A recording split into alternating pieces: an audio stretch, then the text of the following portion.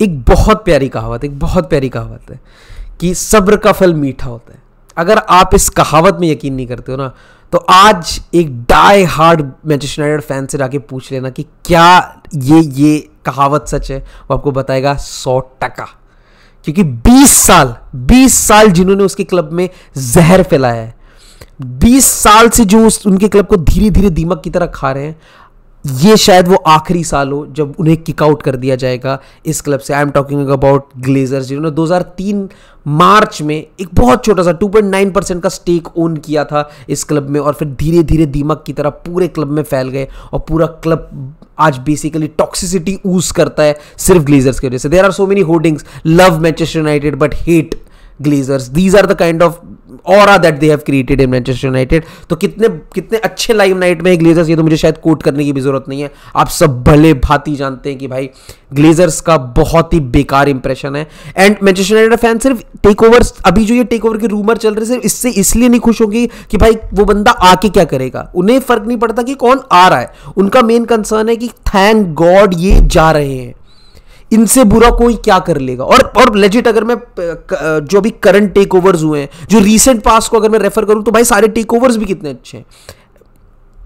Mic Ashley से Newcastle को छुटकारा मिला, उन्हें बहुत अच्छे ओनर्स मिले, बहुत अच्छे तरीके से प्रोग्रेस कर रही है न्यूकासल। चेल्सी का आप एग्जांपल देख सकते हैं, Abramovich was a great owner but because of political reasons he had to leave. और उसके बाद जो ओनर आए हैं, बहुत सारे डाउट थे कुछ होगा नहीं होगा, उन्होंने बहुत ज्यादा स्पेंडिंग करी है। They are really backing the club, form कैसा भी हो, लेकिन वो क्लब को क्या ओनर्स बैक कर रहे हैं, पैसे से बिल्कुल कर रहे हैं। तो अगर मैं रीसेंट एनवायरनमेंट में भी जाऊं तो बहुत प्यारा एनवायरनमेंट है जहां पे really Manchester United fans can be optimistic about this take over. और एंड हो भी क्यों ना, the richest guy in UK, 10.9 billion की वर्थ वाला बंदा उनके क्लब को ओन करने के लिए स्टेक कर रहा है। That is great. Officially run में है, ऑफिशियल बिड करने जा रहे हैं gym Radcliffe, who is the richest guy in UK. उनकी जो कंपनी है, उनकी केमिकल कंपनी ऑनेस, वो इस पर्टिकुलर बिड में घुस चुकी है। And there is a very good chance that they will buy Manchester United, क्योंकि इन्होंने पहले भी एक बार ट्राई किया था, उन्होंने चेल्सी को भी खरीदने की कोशिश करी थी। 4.25 बिलियन की उन्होंने बिड डाली थी, which match Todd Boehly's bid, but because of technicality और बहुत सारे डेडलाइन वगैरह की वजह से, और जो पूरा पैनल बैठा था, क्योंकि चेल्सी के न्यू ओनर्स डिसाइड करने के लिए पूरा पैनल था, उन्होंने ये डिसाइड किया था कि जो बिड टॉड बोली की है वो बेस्ट है, और that is how they went. And maybe Chelsea के लिए अच्छा भी हुआ। बट जिम रैडक्लिफ, बेसिकली इस मूव से एक ये चीज पता चलती है कि भाई Jim Radcliffe only doesn't have money, he is willing to spend that money. 4.25 billion out of your 10.9 is a decent amount to spend. तो बहुत बहुत ऑप्टिमिस्टिक है, बहुत अच्छी चीज है। और क्या मतलब बहुत लोगों को ये चीज आ रहा होगा कि हाँ यार पैसा है, ठीक है, बंदे पे पैसा, ग्लेजर्स पे भी पैसा था, क्या वो स्पेंड करता है, क्या कोई ट्रैक रिकॉर्ड है, कहां से मैं पता कर सकता हूं? तो बिल्कुल मेरे भाई, मैं पढ़ के बैठा ना, इसीलिए तो ओजीसी नीस के ओनर है जिम रैडक्लिफ। और वो उन्होंने ओजीसी नीस को क्यों ओन किया, जबकि वो यूके के सबसे रिचेस्ट आदमी है? उनका एक ये मानना था, अब तो ऐसा नहीं है, ऑब्वियसली मैनचेस्टर यूनाइटेड पे बिड कर रहे हैं, लेकिन उनका ऐसा मानना था कि जितने भी प्रीमियर लीग क्लब्स हैं वो बहुत ज्यादा ओवर प्राइस्ड हैं। वो कहते थे कि मैं किसी प्रीमियर लीग क्लब के लिए बिलियंस क्यों खर्चूं, जबकि मैं किसी और कंट्री में जाके मिलियंस में क्लब खरीद सकता हूं। और उन्होंने ओजीसी नीस सिर्फ 88 मिलियन में खरीद लिया था। 88 मिलियन, लेजिट 88 मिलियन में जाके उन्होंने ओजीसी नीस खरीदी। और उसके बाद से क्या ओजीसी नीस का टेन्योर रहा है, क्या वो ऊपर गए नीचे गए? ओजीसी नीस में अभी रैम्से, पेपे, ऐसे बहुत सारे एक्स आर्सेनल और बहुत सारे डिसेंट लेवल प्लेयर्स खेलते हैं, जो बेसिकली पहले ओजीसी नीस इतना अफोर्ड नहीं कर पाती थी।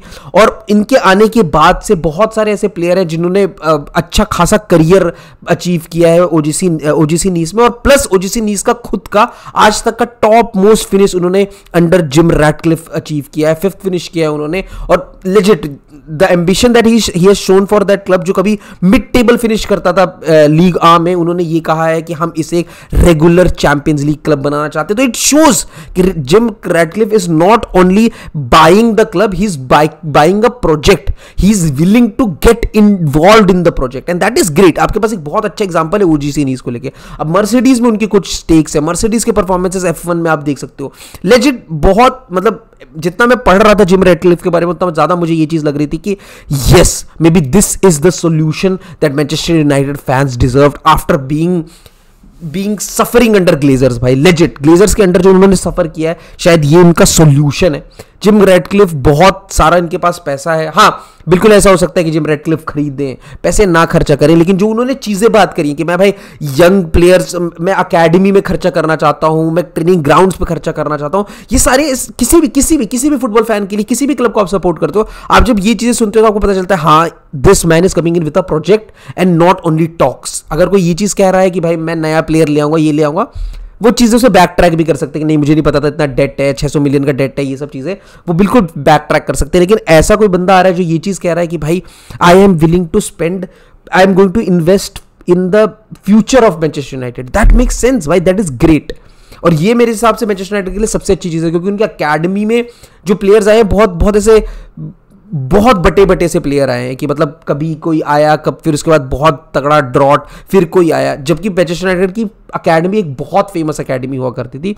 तो मे बी उस हाइट्स पे वापस ले जा पाए जिम रैडक्लिफ, अगर ये बिड सक्सेसफुल होती है तो। There is a Saudi consortium जो बहुत पहले से इस चीज़ में इन्वॉल्व है, वो भी अभी तक as per rumours, as per news वो अभी तक इन्वॉल्व है, वो लिवरपूल और मैनचेस्टर यूनाइटेड दोनों के साथ इन्वॉल्व है। लेकिन जितना मैं पढ़ रहा था मुझे यही पता है कि लिवरपूल के साथ उनके लिंक्स बहुत स्ट्रॉन्ग है, and maybe Jim Radcliffe will come in basically sweeping in and wins this bid. उनके बहुत अच्छे कनेक्शन है ग्लेजर्स के साथ, जिम रैडक्लिफ के बहुत अच्छे कनेक्शन है ग्लेजर्स के साथ। उन्होंने बहुत बार ये चीज़ कही है कि हाँ मैं मैनचेस्टर यूनाइटेड खरीदना चाहता हूँ, लेकिन मेरी ग्लेजर्स से हमेशा बात होती है और उन्होंने यही कहा है कि they aren't willing to sell Manchester United. But अब situation is different, Jim Ratcliffe wants to buy Manchester United and Glazers wants to sell Manchester United. I hope we are talking about a happy ending, a new happy beginning for Manchester United. What is ending भाई? Ending तो हो, happy ending इसलिए हो जाएगी कि Glazers खत्म हो गए और ब्यूटीफुल नई स्टार्ट हो with Ten Hag, with the new set of form that Manchester United has, and उस पर भी गार्निश हो जाए नए ओनर का। क्या ये अभी इस सीजन हो जाएगा? Very less chances. ये सब चीज़ें टेक्निकल होती हैं, बहुत ज़्यादा टाइम लगता है। आपको भी याद होगा एब्रामोविच कितना पहले गए, उसके बाद किसी तरीके से फंक्शन करते हुए बहुत टाइम लगा था चेल्सी को इन सुपरफिशियल सर्कमस्टेंसेस। ऐसा नहीं है कि भाई वहाँ पे तो गवर्नमेंट इन्वॉल्व थी उस चीज़ को बेचने के लिए, तो जाके उसको इतना टाइम लगा था। ये फिर भी रेगुलर प्रोसेसेस होगा, ग्लेजर्स की नेगोशिएशन होगी, बहुत कुछ होगा, इसको ज़रूर टाइम लगेगा। आई डोंट थिंक ये इस सीजन में हो पाएगा, लेकिन next season maybe Manchester United are in a better hands और maybe are making far better signing and not only like galactico name type sign करने की कोशिश नहीं कर रही होगी मैनचेस्टर यूनाइटेड। तो आप लोगों की क्या व्यूज़ है इस पर्टिकुलर टेक ओवर के बारे में? आप क्या सोचते हो? Please comment down below, like ज़रूर कर देना और सब्सक्राइब तो ब्रो प्लीज़ कर ही देना। Thank you very much.